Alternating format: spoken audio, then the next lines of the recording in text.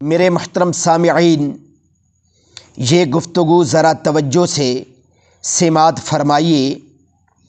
ماہ ربیع الاول آتے ہی ہر جگہ سیرت کی محافل، نعت کی مجالس و کانفرنسیں منعقد ہوتی ہیں، میلاد النبی صلی اللہ علیہ وسلم کے جلوس نکالے جاتے ہیں، ہر جگہ محسن انسانیت صلی اللہ علیہ وسلم کا ذکر ہوتا ہے، مگر افسوس صد افسوس کہ اس کے بعد خاموشی ہو جاتی ہے، اور پھر سارا سال تقریباً مسلمان بھول جاتے ہیں۔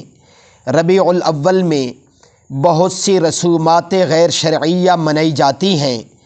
کاش ہم محسن انسانیت کی سیرت مقدسہ پر عمل کرتے، رسومات کو چھوڑتے اور پورا سال اپنی 24 گھنٹے کی زندگی میں حضور نبی کریم صلی اللہ علیہ وآلہ وسلم کی تعلیمات مبارکہ پر عمل کرتے تو یہ ہمارے لیے دونوں جہاں کی کامیابی کا ذریعہ بنتا۔